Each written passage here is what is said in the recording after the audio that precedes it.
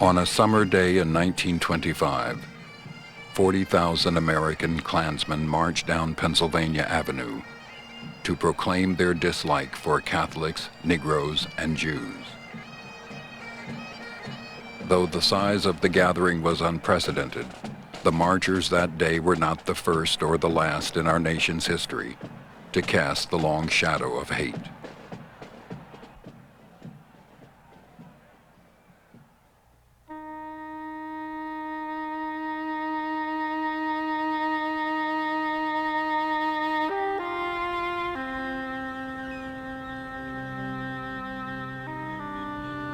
One journey had ended and another had begun. When the first Europeans landed on our shores over 300 years ago.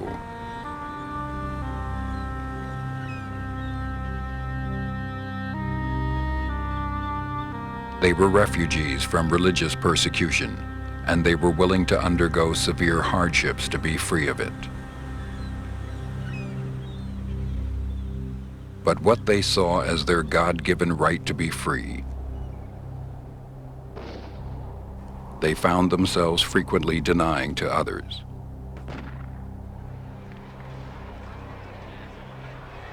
When Africans were brought to the New World in chains, it would be the beginning of over 200 years of American slavery.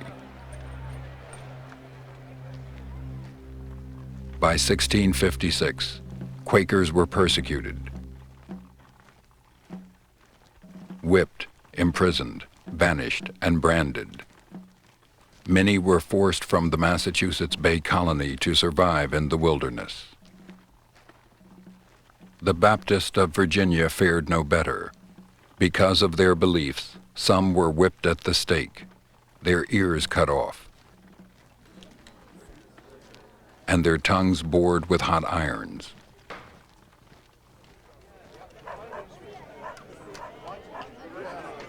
It was 200 years later, and intolerance was still with us, when 1.5 million Irish Catholic immigrants filled the slums of Philadelphia, Boston, and New York. Unskilled and illiterate, they were despised and considered violent and animal-like, a threat to the Anglo-Saxon Protestant way of life. They are filling the prisons, they are filling the juvenile homes, they are filling the welfare rolls.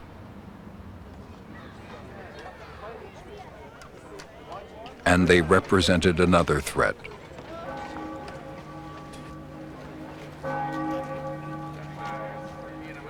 Protestant Americans looked upon the Irish influx not as an accident, but as a conspiracy, engineered by the Vatican and the Pope.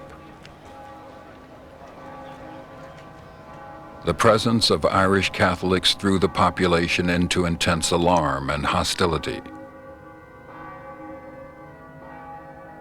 There were attacks on churches and convents, even anti-Catholic riots.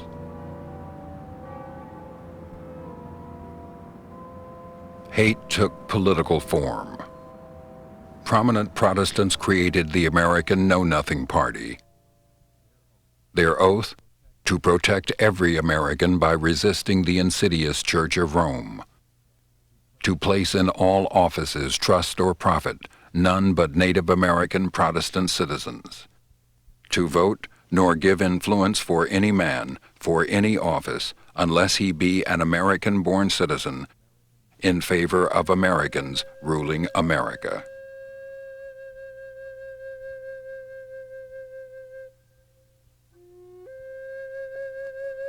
The only real Americans by this time were a defeated people.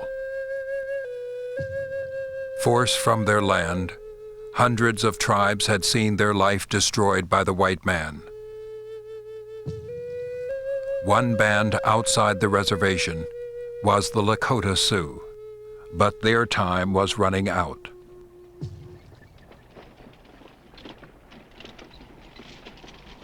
With their women and children dying of disease and hunger, they moved toward the Pine Ridge Reservation.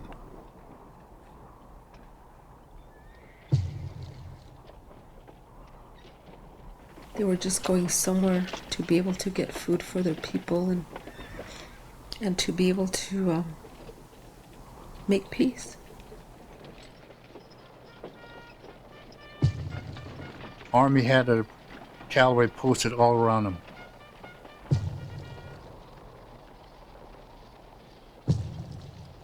But they didn't know what was going to happen.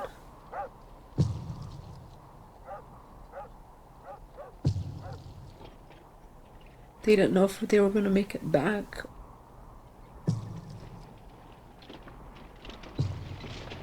Under a white flag of truce, the Army ordered the Indians to move to a camp on Wounded Knee Creek.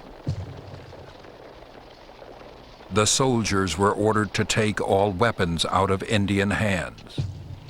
A gun discharge.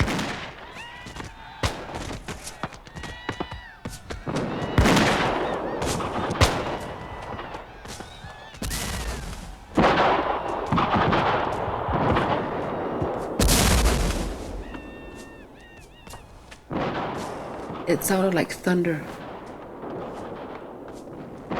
to a band of people that were totally disarmed.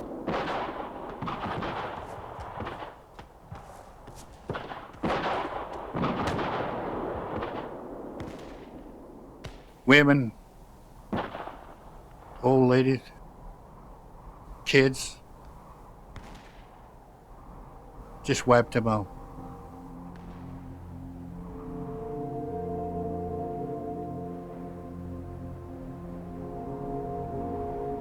They died slow and terrible deaths.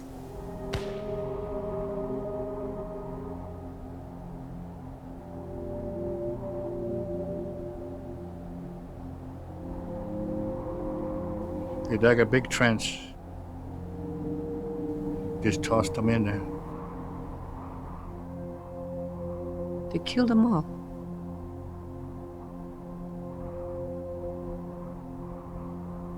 $400 and some men, women, and children.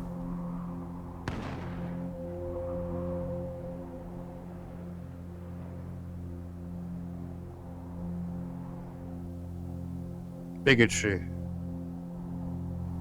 prejudice made his dent into the New World.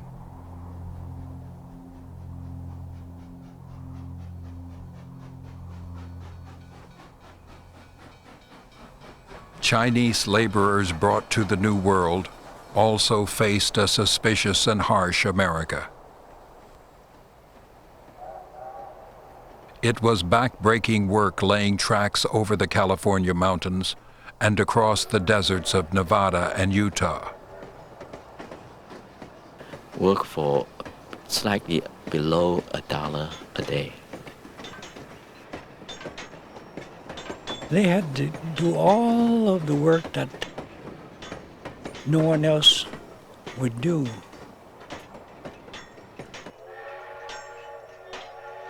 The chief obstacle was the Sierra Nevada.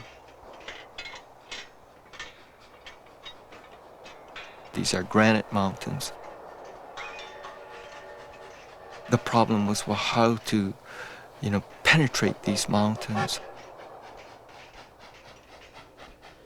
Under intense heat and then intense cold.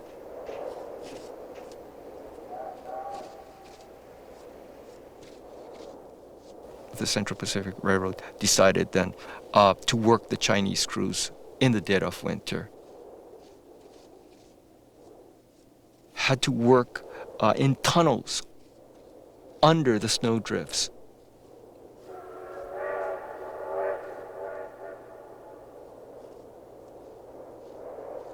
Sometimes these snowdrifts would collapse and their bodies were not found until the following spring. They lost between 15 to 18% of their labor through accidents and deaths.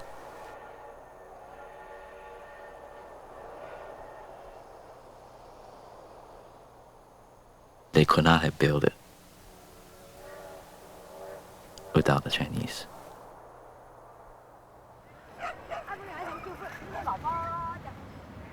When the Transcontinental Railroad was completed, thousands of Chinese were forced into slums and isolated towns throughout the West.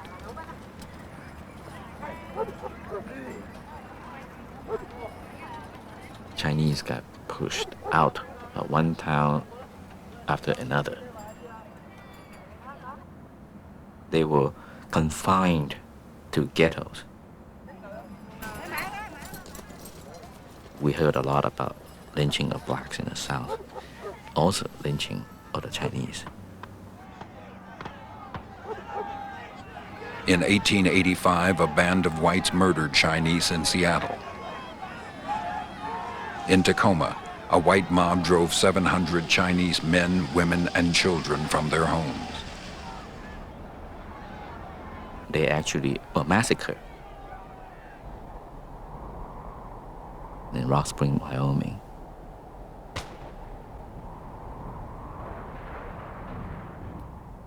In 1882, Congress passed an Immigration Act. It simply says that Chinese cannot become citizens of the United States.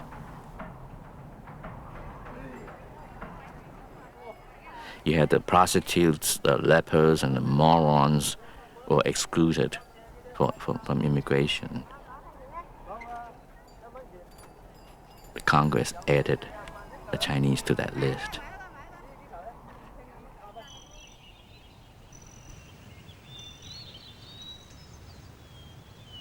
None were more proud of being American than Japanese immigrants who began arriving in this country in 1900.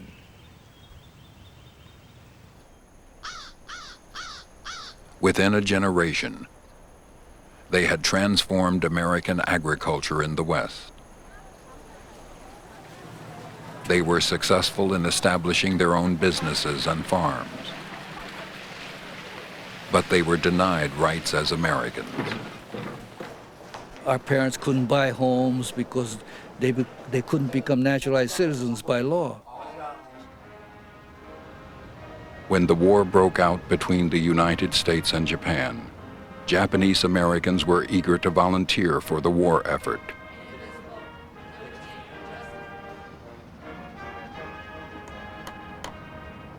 But the government ordered over 100,000 persons of Japanese descent, citizens and non-citizens alike, into custody.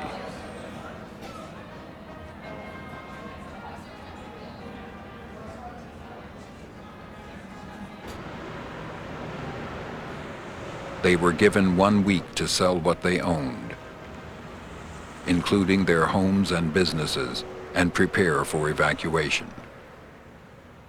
A lot of people lost everything.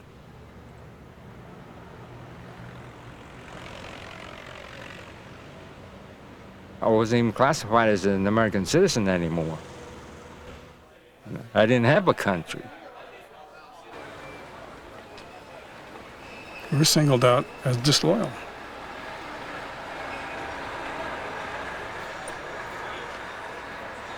Being an American citizen don't mean a thing. The Constitution is just a piece of paper.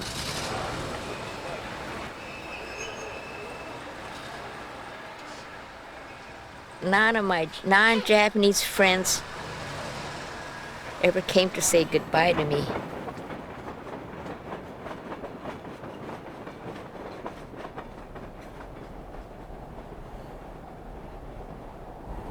They let us off the train in the middle of the desert. There were something like 9,000 people within less than a mile.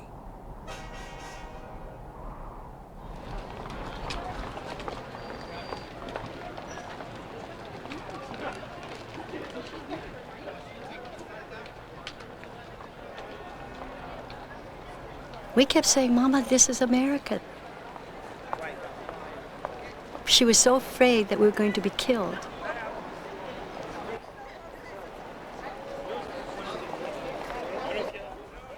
The camps were overcrowded, 1,000 shared community toilets, mess halls, and washrooms. We were all in one room.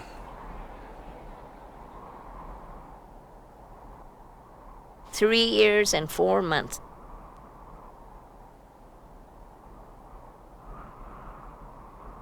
Life in camp was most difficult for the elderly. They had left the old country for the new.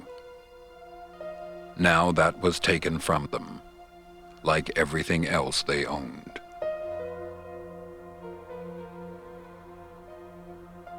For the young, beyond the barbed wire, there was always tomorrow. But for others, time had run out.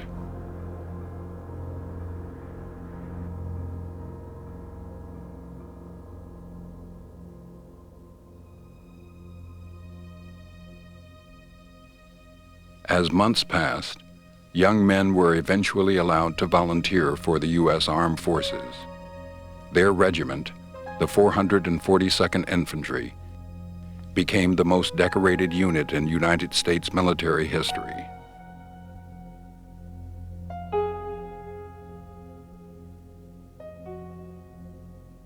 Felix Longoria joined the U.S. Army from Three Rivers, Texas. He was one of over 150,000 Mexican Americans who saw combat in World War II. Three Rivers, Texas, that's where we lived. All of us, all of the Hispanic people were discriminated against. The sad part about it is that we thought that that was the way of life. After the Japanese attacked Pearl Harbor, the young men of Three Rivers left to go to war. Felix Longoria was one of them. Married with a 2-year-old daughter, he was sent to the Pacific where his division went into combat in the Philippines. They only had one child, little girl. He went overseas. My sister received the terrible notice that he had died.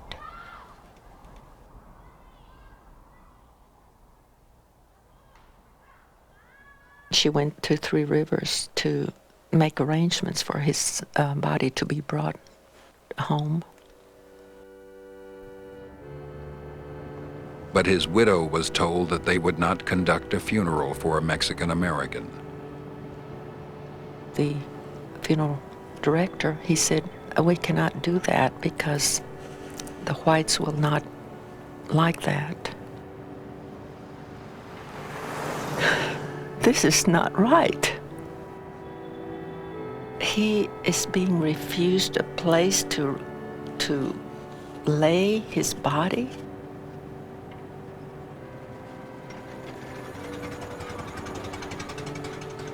For someone to deny services to someone that had given his life in a strange land. The news about Felix Longoria reached beyond Texas, and it was arranged for his body to be shipped 1,500 miles to Washington and Arlington Cemetery.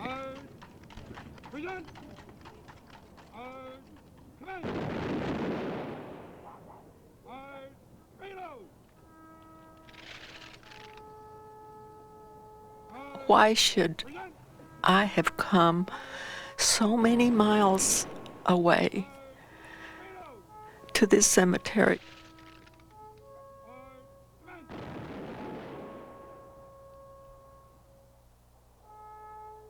How many Felix Longoria cases must have gone unheard of?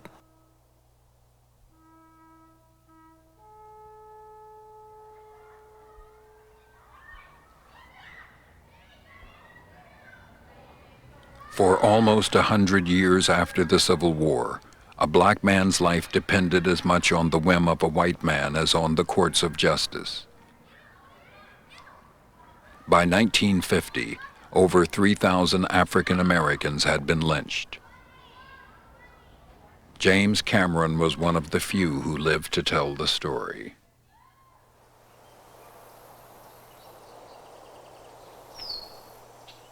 Following older boys bent on robbery, Cameron became scared and ran home to his mother's house.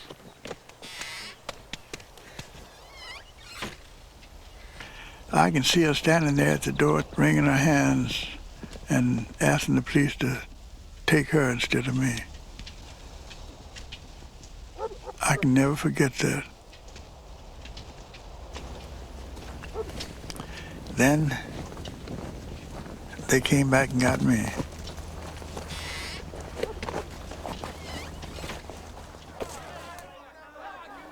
When the mob came up, they said, "James Cameron, come out here, we want you."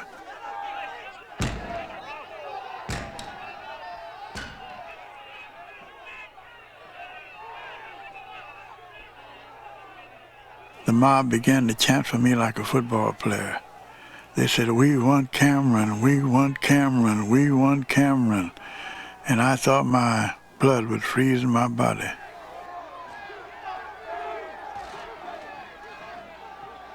The mob said, "If you don't tell us where he is, we're going to lynch every damn one of you. All you niggas get over on this side of the cell block." And then the beating started.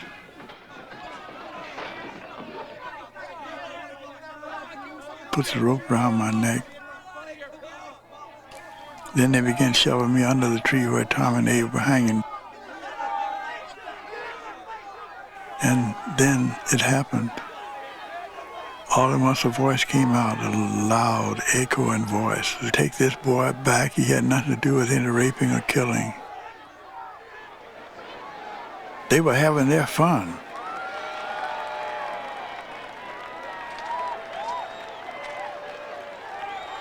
They were lynching black people.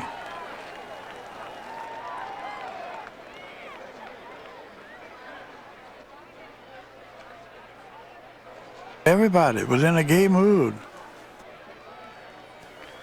It was a real Americana.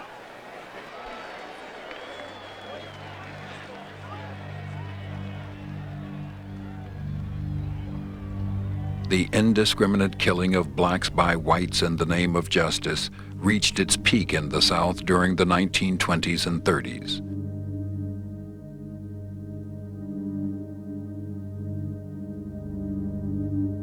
Sometimes over 100 hangings and burnings a year took place.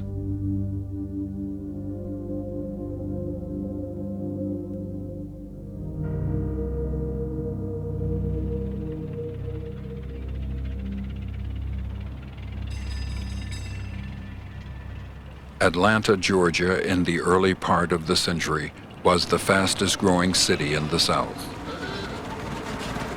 Young people were leaving small towns and farms for factory wages. Children worked in those sweatshops. I think it was $1.10 for a week's worth of work.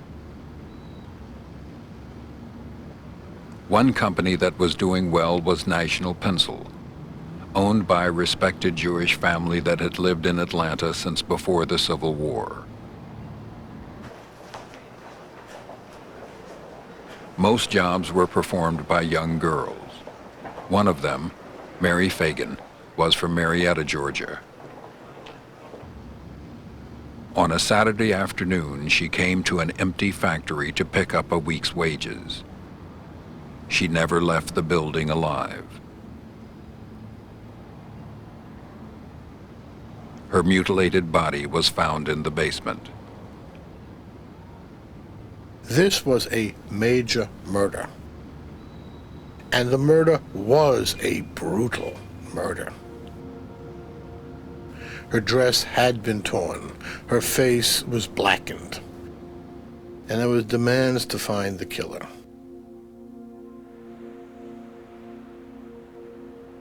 One of only 2 men in the building that day was Leo Frank, nephew of the owner, who had come from New York to run the factory. He didn't look like one of us. The city of Atlanta spoke of nothing else and called for vengeance.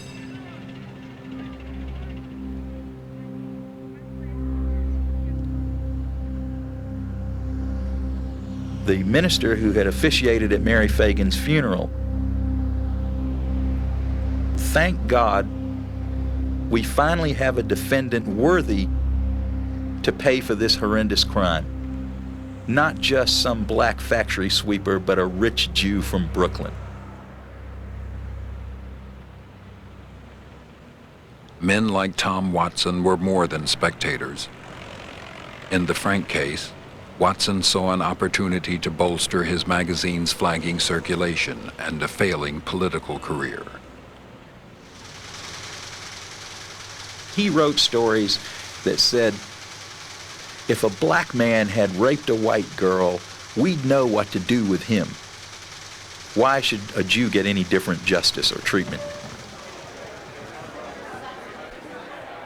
The trial began on a sweltering day in July. The windows were open.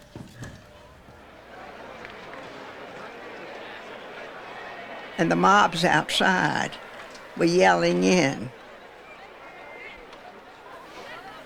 "Get the Jew, kill the Jew."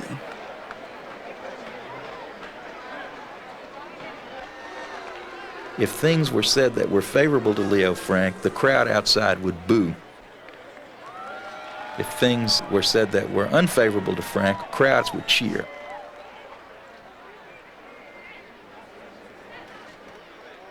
The jury was paraded from a hotel to the courthouse each day. They were afraid they would be lynched if they didn't convict Leo Frank.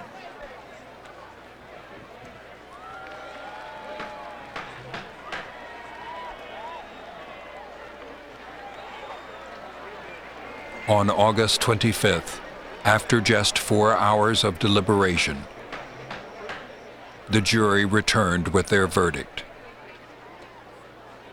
Frank was sentenced to die by hanging.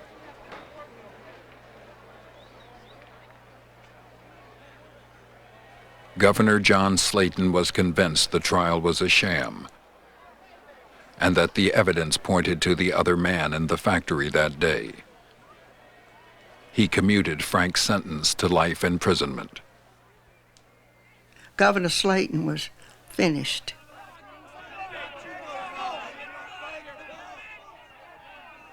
Mobs moved on the executive mansion, urged on by Tom Watson to lynch the governor. Only the presence of the National Guard kept Slayton and his wife from injury and death.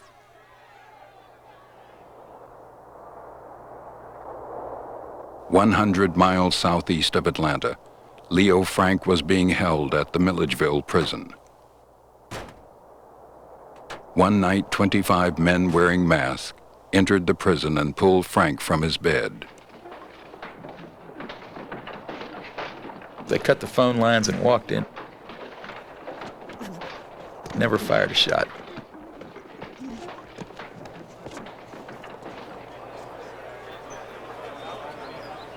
The next morning in Marietta, Georgia, a large crowd gathered under an oak tree. Leo Frank had been lynched. Nobody would cut it down.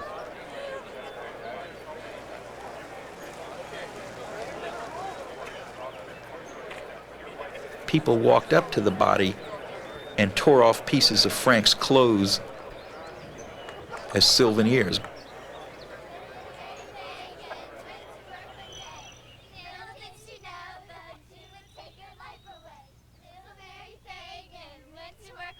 And I remember they used to say, "Little Mary Fagan went to work one day. Little did she know the Jew would take her life away.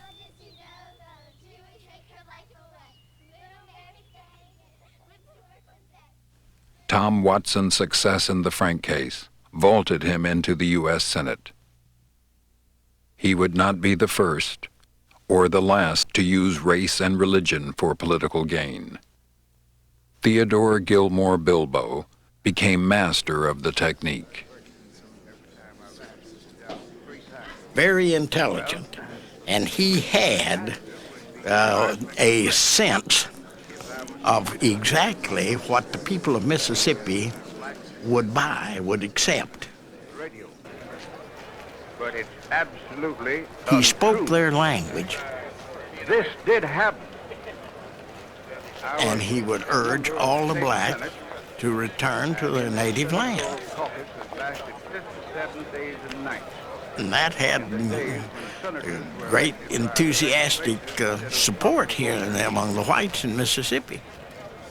I said further that it was the duty of every white Democrat in Mississippi to resort to every means within the law to keep the niggers from voting in our primary because they were not qualified to vote. The best time to keep a nigger away from a white Democratic primary in Mississippi was to see him the night before and tell him that he had no right. Well, you can call it what you may. It's good diplomacy and good strategy to keep him from voting if we propose to hold and retain white control within our state, which we propose to do. I never knew him to be wrong.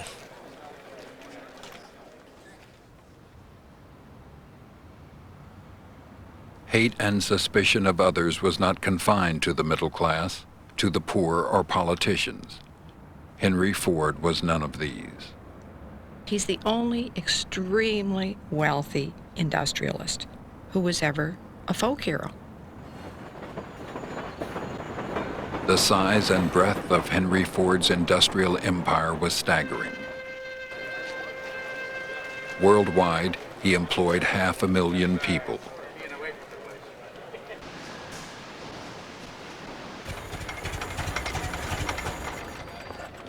He was admired by and shared ideas with the famous.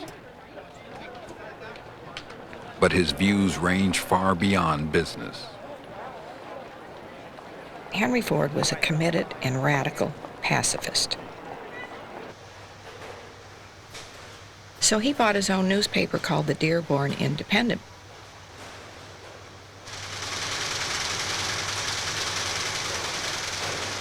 He decided that he was going to expose Jews.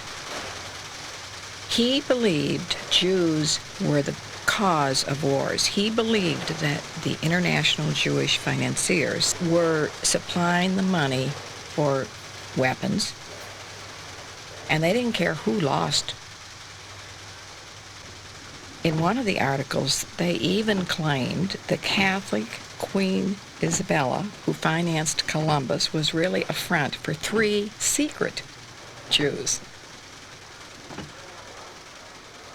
and blamed the Jews for everything: jazz, liquor, everything that bothered Henry Ford.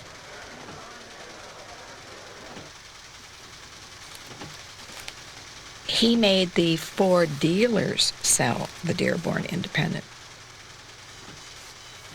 It had a circulation of 700,000.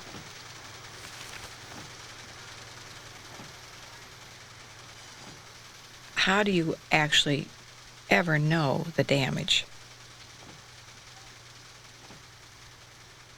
And then you can never undo it.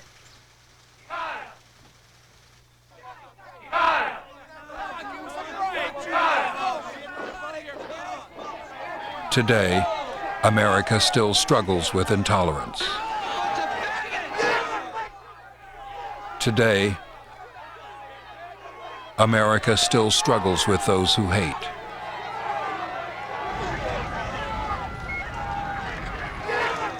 Some still prefer to use the familiar message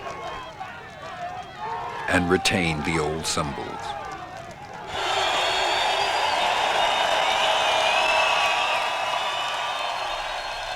Others have chosen to use the respectability of public office.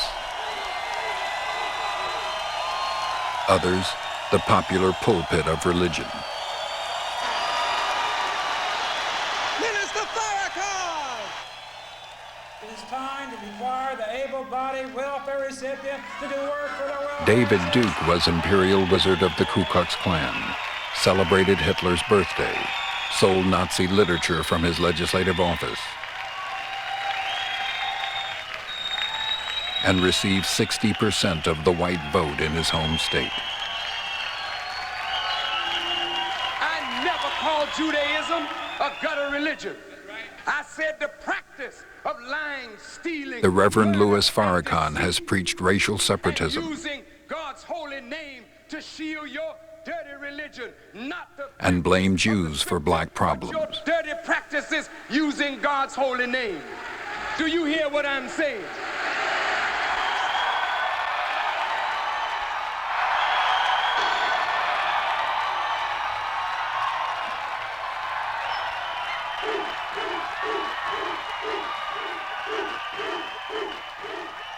You could just feel the hate.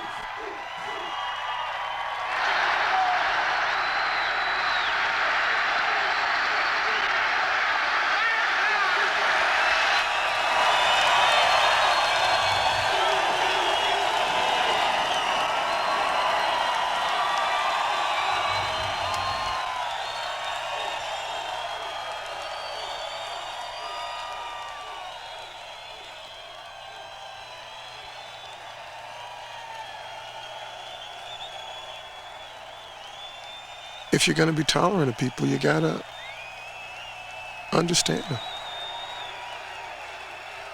You got to find out the truth.